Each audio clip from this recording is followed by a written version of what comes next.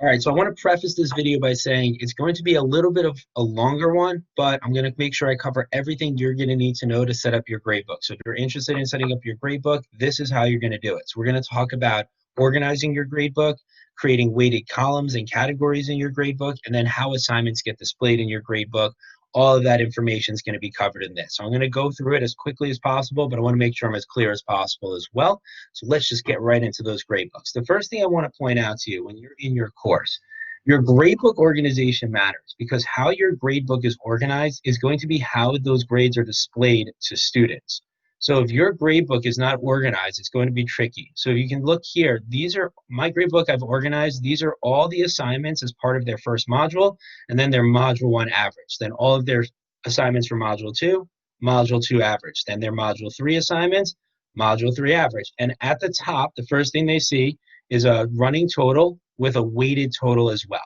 So this is going to be how students can keep track of their grades throughout my course. And so I've organized this so that it's not like one assignment here, one assignment here, one assignment here with a random average in the middle, right? We want to make sure it's clear to our students what their grades are. It'll avoid a lot of confusion. So let's talk about how to set all that up. The first thing I want to do is I'm just going to create a random assignment that's not going to actually mean anything. So assignment, let's call this assignment sample assignment. Okay, let's pretend I put a ton of instructions. We're just going to say it's worth 100 points. And if you notice, under display of grades, it automatically defaults to be included in the grade center and to show the student. So as soon as you create an assignment, students are going to see that assignment in their grade center once you grade it.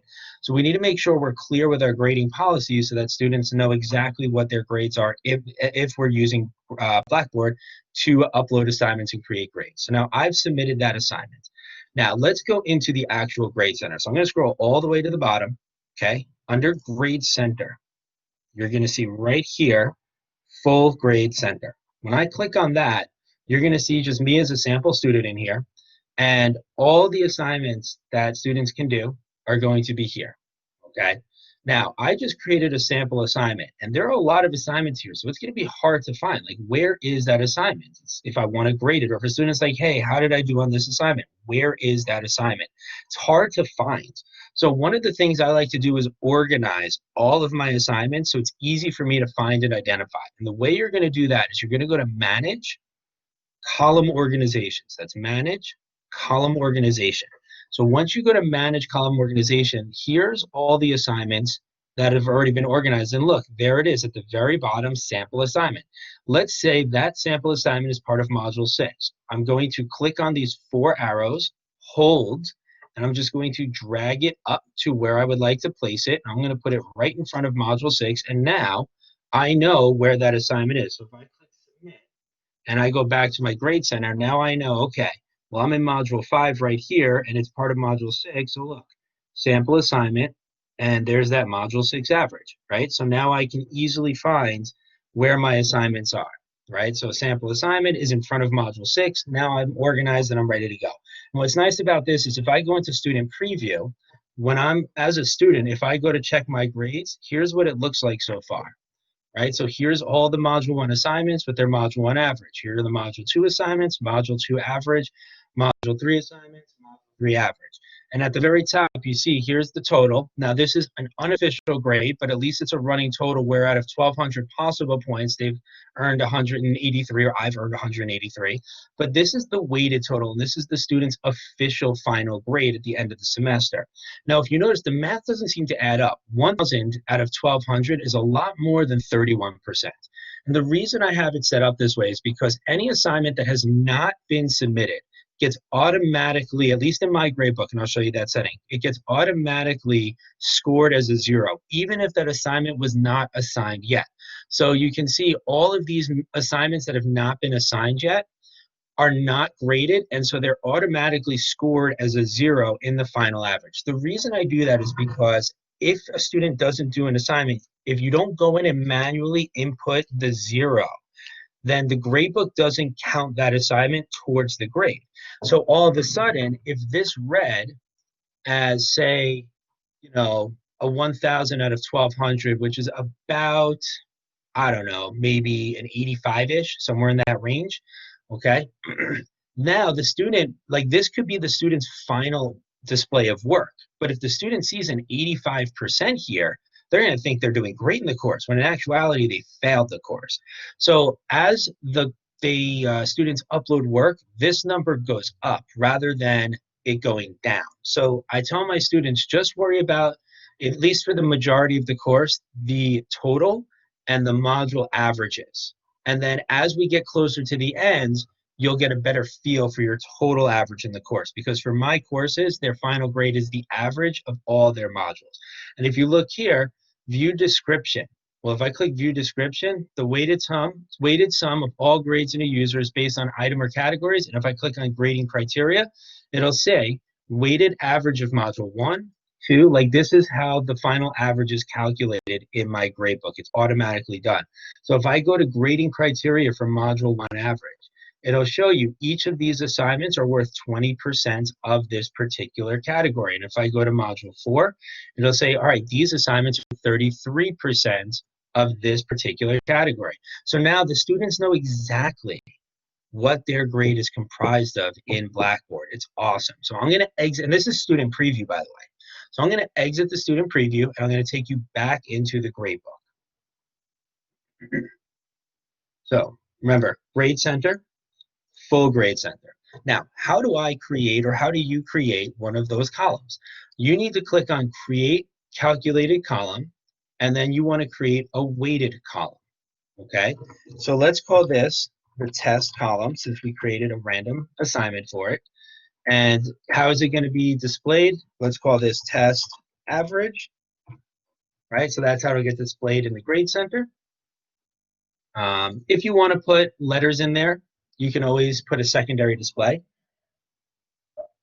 And then all you need to do is find that sample assignment, click on it, slide it over. And if I wanted to add some other assignments as well, I could do that. And now if all of these assignments are worth the same, then you would just put 25% for each of those assignments and click submit. I'm not going to click submit here. I'm just going to cancel out and show you my module 6. So if I go to module 6, I've created this assignment already. I'm going to edit column information just in case there's a mix-up or I want to double check. Well, if you look here, these are all the assignments in module 6, and they're all worth 20%. Okay, so that's how those columns are created. So remember, create a column, weighted column. You're going to name it. You're going to slide over all the assignments. Don't worry about categories if you haven't created those. Just worry about the assignments. You're going to slide them over, give them a total, and click submit.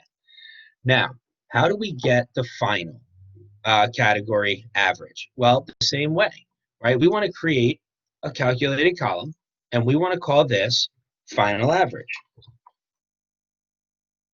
And we'll call this, I know there's some typos in there, and we want to kind of call this in the gradebook, weighted, let's call this official average, okay?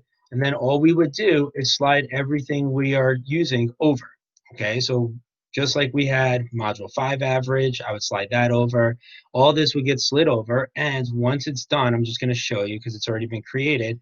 When I click on this, edit column information, and if you look here, here's all the averages, just like you saw in the gradebook, 12.5%, and it gets automatically sent over to the gradebook. Now, the last thing I want to show you in here is something I mentioned earlier about if a student does not have an assignment submitted yet, it gets calculated as a 0 rather than you having to manually input that 0.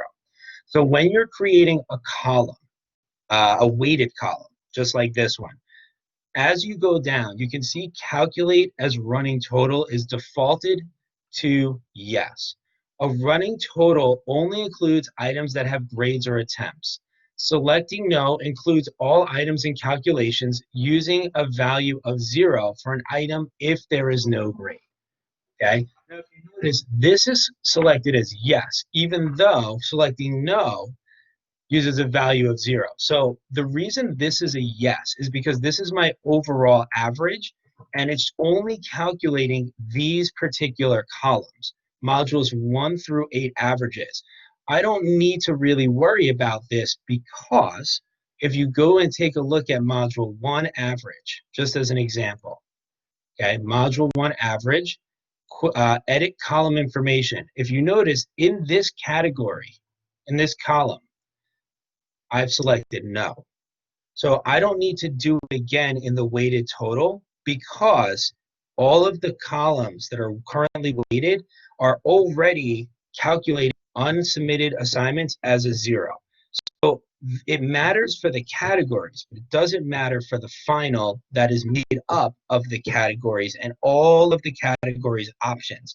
So in all of my categories, anything that has not been submitted yet, if you go to module 3, you'll see this is a no. So that means my current module 6 average is a 0, and a module 5 it's a 0. So when I go to my weighted total, like module 5 is already calculated as a 0. So it doesn't matter for the weighted total if you did it properly for all the other columns. But if you just want to be safe and make sure you do it right, you could always go to edit column information and click no. And if this part is a little bit tricky or confusing, you could just leave it as yes and manually input the zeros into your grade center. So just a quick review. I just want to show you how all this works one more time. Organizing your categories, column organizations. That's manage, column organization. Going to student preview. The reason that's relevant is because when the students view their grade, we want to make sure that it's all organized. And remember, how you set it up will be displayed in the grading criteria, right? So those are the 3 assignments that I showed you in that category that was created. Weighted total, grading criteria, the average of all their module averages, right? So this is how this all works. And also they have graded, upcoming, submitted assignments, everything that they need to view is all here. So here's all their graded assignments so far, right? Here's the total grade book. So there's a lot of different ways students can view this. It's actually really straightforward. So that's pretty much how the gradebook is set up. I hope you guys enjoyed that. I hope this is helpful, and hopefully this will provide you and your students with some more transparency so that there's less confusion surrounding grades and their standing in the course. Just make sure you're really clear with how your gradebook is set up with your students, and this way they'll understand what's going on. Since I've been using the gradebook and since I've been kind of figuring out how to explain everything to them, I really haven't had a lot of issues with miscalculated grades at the end of the semester. I haven't had to change grades in a long time because any issues related to grades that occur, the students can see and contact me about right away. So there's really not a lot of issues related to grades within my courses ever since I've started using the Blackboard Gradebook. The transparency 24/7 is absolutely outstanding. So I hope this was helpful. Good luck, and if you need help with it, don't hesitate to reach out to the Center for Innovative Pedagogy. They can definitely help you get everything set up. Good luck, enjoy your courses. Talk to you soon.